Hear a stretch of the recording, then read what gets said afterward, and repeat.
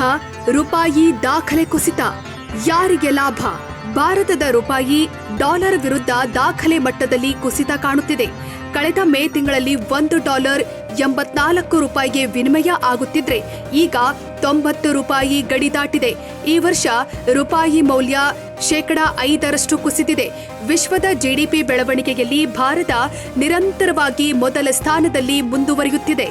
ಹೀಗಿದ್ರೂ ಕೂಡ ರೂಪಾಯಿ ಮೌಲ್ಯ ಕುಸಿತ ಕಂಡಿದೆ. ಹಾಗಾದ್ರೆ ರೂಪಾಯಿ ಮೌಲ್ಯ ಕುಸಿಯುತ್ತಿರೋದಕ್ಕೆ ಕಾರಣ ಏನು? ರೂಪಾಯಿ ಮೌಲ್ಯ ಕುಸಿಯದಂತೆ ಮಾಡಲು ಸರ್ಕಾರ ಮತ್ತು RBI ಏನು ಕ್ರಮಗಳನ್ನ ಕೈಗೊಂಡಿದೆ? ಹೀಗೆ ಇತ್ಯಾದಿ ವಿವರಗಳನ್ನ ಇಲ್ಲಿ ವಿವರಿಸಲಾಗಿದೆ. Powerful currency dollar.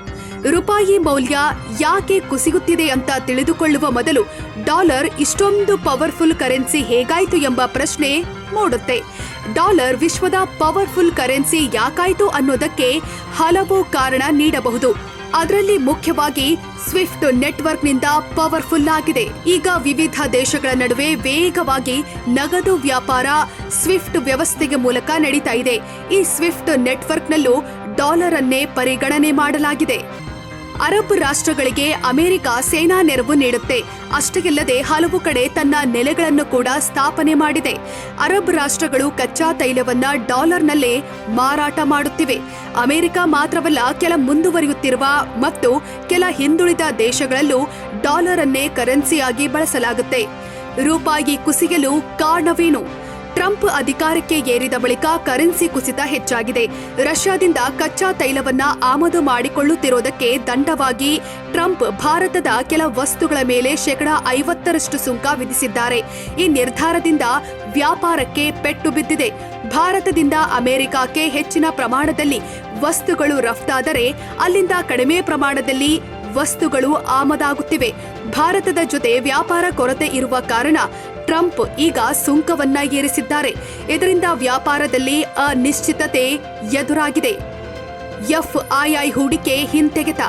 ವಿದೇಶಿ ಹೂಡಿಕೆದಾರರು ಭಾರತದಲ್ಲಿ ಹೂಡಿಕೆ ಮಾಡಿದ ಹಣವನ್ನ ಹಿಂದಕ್ಕೆ ಪಡೆಯುತ್ತಿದ್ದಾರೆ.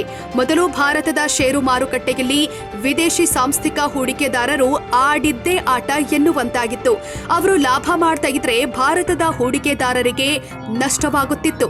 ಈ ಕಾರಣಕ್ಕೆ ಕೇಂದ್ರ ಸರ್ಕಾರ 2025-26ರ ಬಜೆಟ್ನಲ್ಲಿ FII ಅಂದ್ರೆ ವಿದೇಶಿ ಸಾಂಸ್ಥಿಕ ಹೂಡಿಕೆದಾರರ ಕ್ಯಾಪಿಟಲ್ ಗೇನ್ಸ್ 10% ಇದ್ದ ತೆರಿಗೆಯನ್ನ 12.5ಕ್ಕೆ ಏರಿಕೆ ಮಾಡಿತ್ತು. ಈ ಕಾರಣಕ್ಕೆ ಹೂಡಿಕೆದಾರರು ಭಾರತದ ಮಾರುಕಟ್ಟೆಯಿಂದ ಹಿಂದೆ ಸರಿಯುತ್ತಿದ್ದಾರೆ. ವಿದೇಶಿ ಹೂಡಿಕೆದಾರರು ಭಾರತದಲ್ಲಿ ಹೂಡಿಕೆ ಮಾಡಿದ್ರೆ ಡಾಲರ್ ರೂಪಾಯಿ ಆಗಿ ಪರಿವರ್ತನೆಯಾಗುತ್ತೆ. ಆದ್ರೆ ಟ್ರಂಪ್ ತೆರಿಗೆ ಸಮರ ಆರಂಭಿಸಿದ ಬಳಿಕ ನಿರಂತರವಾಗಿ ಹಣವನ್ನ ಹಿಂದಕ್ಕೆ ಪಡೆಯುತ್ತಿದ್ದಾರೆ. ಜುಲೈನಿಂದ ಹಿಡಿದು ನವೆಂಬರ್ವರೆಗೆ ನಿರಂತರವಾಗಿ ಹಣವನ್ನ ಹಿಂದಕ್ಕೆ ತೆಗೆದಿದ್ದಾರೆ.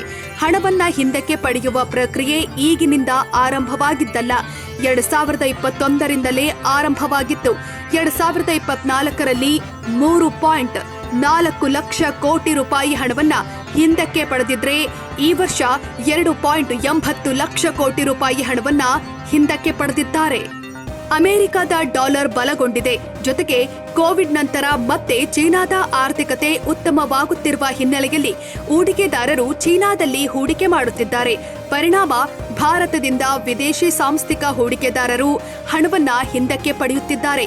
ವಿದೇಶಿ ಹೂಡಿಕೆದಾರರು ಹಣವನ್ನ ಹಿಂದಕ್ಕೆ ಪಡೆದರೂ ದೇಶೀಯ ಸಾಂಸ್ಥಿಕ ಹೂಡಿಕೆದಾರರು ಷೇರು ಮಾರುಕಟ್ಟೆಯನ್ನ ಹಣ ಹಾಕುತ್ತಿರುವ ಕಾರಣ ಭಾರತ ಮಾರುಕಟ್ಟೆಯ ಮೇಲೆ ಅಷ್ಟೊಂದು ದೊಡ್ಡ ಮಟ್ಟದ ಕುಸಿತ ಸಂಭವಿಸಿಲ್ಲ. ತೈಲ ಆಮದು.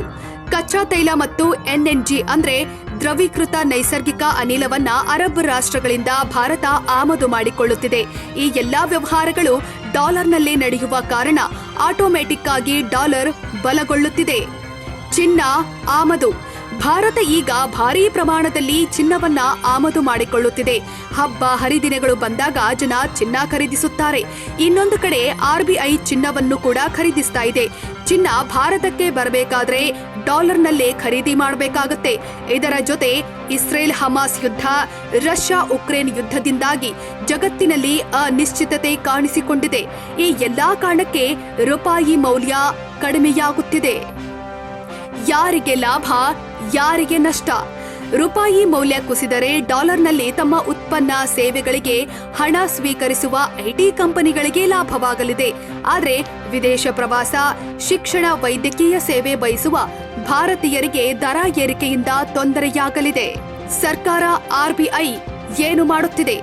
ಭಾರತ ಸರ್ಕಾರ ಈಗ ಕಚ್ಚಾ ತೈಲ ಅವಲಂಬನೆ ಕಡಿಮೆ ಮಾಡಲು E20 ನೀತಿಯನ್ನ ಈಗಾಗಲೇ ಜಾರಿ ಮಾಡಿದೆ. ಪರಿಣಾಮ ಈಗ 80% ಪೆಟ್ರೋಲ್, 20% ಎಥನಾಲ್ ಇರುವ ಪೆಟ್ರೋಲ್ ಬಂಕ್ನಲ್ಲಿ ಸಿಗ್ತಾ ಇದೆ. ಎರಡನೇದಾಗಿ ಭಾರತ ಮತ್ತು ಅಮೆರಿಕದ ಮಧ್ಯೆ ವ್ಯಾಪಾರ ಒಪ್ಪಂದ ಆಗದೆ ಇರೋದು ಕೂಡ ಮುಖ್ಯ ಕಾರಣ. ಈ ವರ್ಷದ ಒಳಗಡೆ ಭಾರತ ಮತ್ತು ಅಮೆರಿಕ ಮಧ್ಯೆ ಮಹತ್ವದ ಟ್ರೇಡ್ ಡೀಲ್ ಅಂತಿಮವಾಗುವ ಸಾಧ್ಯತೆ ಇದೆ. ಸಹಿ ಬಿದ್ರೆ ಹೂಡಿಕೆದಾರರು ಭಾರತಕ್ಕೆ ಮತ್ತೆ ಮರಳಬಹುದು. ರೂಪಾಯಿ ಕುಸಿತವನ್ನ ತಡೆಯಲು ಆರ್ಬಿಐ ಜುಲೈ ತಿಂಗಳಲ್ಲಿ ಡಾಲರ್ ಖರೀದಿಸೋದನ್ನೇ ಸ್ಥಗಿತಗೊಳಿಸಿತ್ತು. ಈ ಮೂಲಕ 11 ವರ್ಷಗಳ ಬಳಿಕ ಇದೇ ಮೊದಲ ಬಾರಿಗೆ ಡಾಲರ್ ಖರೀದಿಯನ್ನ ಕೇಂದ್ರೀಯ ಬ್ಯಾಂಕ್ ಸ್ಥಗಿತಗೊಳಿಸಿತ್ತು. ರೂಪಾಯಿ ಮೌಲ್ಯ ಕುಸಿತ ತಡೆಯಲು $2.54 ಬಿಲಿಯನ್ ಡಾಲರ್ಗಳನ್ನ ಮಾರಾಟ ಮಾಡಿತ್ತು. ಅಕ್ಟೋಬರ್ 1ರಂದು ನಡೆದ ಹಣಕಾಸು ನೀತಿ ಸಮಿತಿ ಸಭೆಯಲ್ಲಿ ಆರ್ಬಿಐ ರೂಪಾಯಿಯನ್ನ ಜಾಗತಿಕ ಮಟ್ಟದಲ್ಲಿ ಪ್ರಬಲ ಕರೆನ್ಸಿಯಾಗಿ ರೂಪಿಸಲು ಮಹತ್ವದ ನಿರ್ಧಾರ ಕೈಗೊಂಡಿದೆ. ಭೂತಾನ್, ನೇಪಾಳ ಮತ್ತು ಶ್ರೀಲಂಕಾದ ಅನಿವಾಸಿಗಳಿಗೆ ವ್ಯಾಪಾರ ಸಂಬಂಧಿತ ವಹಿವಾಟುಗಳಿಗಾಗಿ ಭಾರತೀಯ ರೂಪಾಯಿಯಲ್ಲಿ ಸಾಲ ನೀಡಲು ಆರ್ಬಿಐ ಅನುಮತಿ ಕೊಟ್ಟಿದೆ. ಡಾಲರ್ ಅವಲಂಬನೆ ತಪ್ಪಿಸಲು ಇನ್ನೊಂದು ದೇಶದ ಮಧ್ಯೆ ರೂಪಾಯಿಯಲ್ಲಿ ವ್ಯವಹಾರ ನಡೆಸಲು ಆರ್ಬಿಐ ಮುಂದಾಗಿದೆ. ಇದು ಹೇಗೆ ಅಂದ್ರೆ ಈಗ ಹೇಗೆ ನಡೆಯುತ್ತಿದೆಯೋ ಅದೇ ರೀತಿ ವ್ಯಾಪಾರ ನಡೆಯುತ್ತೆ. ಆದ್ರೆ ಅಮೆರಿಕದ ಬ್ಯಾಂಕ್ನಲ್ಲಿ ಅಲ್ಲ. ರೂಪಾಯಿಯಲ್ಲಿ ವ್ಯವಹಾರ ನಡೆಸಲು ವೋಸ್ಟ್ರೋ ಮತ್ತು ನೋಸ್ಟ್ರೋ ಖಾತೆಯನ್ನ ತೆರೆಯಬೇಕಾಗುತ್ತೆ. ವಿದೇಶದ ಬ್ಯಾಂಕ್ ಭಾರತದಲ್ಲಿ ಬ್ರಾಂಚ್ ಓಪನ್ ಮಾಡಿ ರೂಪಾಯಿ ಖಾತೆಯನ್ನ ತೆರೆದ್ರೆ ಅದನ್ನ ಓಸ್ಟ್ರೋ ಖಾತೆ ಅಂತ ಕರೆಯಲಾಗುತ್ತೆ.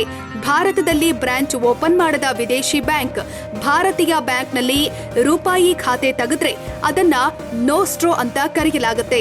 ಆಗಸ್ಟ್ನಲ್ಲಿ ವಿದೇಶಿ ಹೂಡಿಕೆದಾರರು ತಮ್ಮ ವೋಸ್ಟ್ರೋ ಖಾತೆಗಳ ಮೂಲಕ ಕೇಂದ್ರ ಸರ್ಕಾರಿ ಭದ್ರತೆಗಳಲ್ಲಿ ಹೂಡಿಕೆ ಮಾಡಲು ಆರ್ಬಿಐ ಅವಕಾಶ ಕೊಟ್ಟಿತ್ತು. ಆರ್ಬಿಐ ಹಣಕಾಸು ನೀತಿ ಸಮಿತಿ ಸಭೆ ಡಿಸೆಂಬರ್ 3ರಿಂದ ಆರಂಭವಾಗಿದ್ದು ನಾಳೆ ಮುಕ್ತಾಯವಾಗಲಿದೆ. ಈ ಸಭೆಯಲ್ಲಿ ರೂಪಾಯಿ ಮೌಲ್ಯ ಮತ್ತಷ್ಟು ಕುಸಿಯದಂತೆ ಮಾಡಲು ಮಹತ್ವದ ನಿರ್ಧಾರ ತೆಗೆದುಕೊಳ್ಳುವ ಸಾಧ್ಯತೆಯಿದೆ. ಒಟ್ಟಲ್ಲಿ ಹಾವು ಏಣಿಯಂತೆ ಒಮ್ಮೆ ಡಾಲರ್ ಮೌಲ್ಯ ಏರಿಕೆ ಕಂಡ್ರೆ ಮತ್ತೊಮ್ಮೆ ರೂಪಾಯಿ ಮೌಲ್ಯ ಏರಿಕೆ ಕಂಡು ಕುಸಿತ ಕಾಣುತ್ತಿದೆ.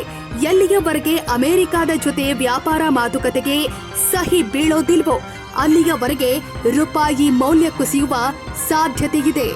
ವೀಕ್ಷಕರೇ, ಈ ಸುದ್ದಿ ನಿಮಗೆ ಇಷ್ಟವಾದಲ್ಲಿ ನಮ್ಮ ಚಾನೆಲ್ ಅನ್ನು ಸಬ್ಸ್ಕ್ರೈಬ್ ಮಾಡಿ, ಲೈಕ್ ಮಾಡಿ ಹಾಗೂ ಶೇರ್ ಮಾಡಿ.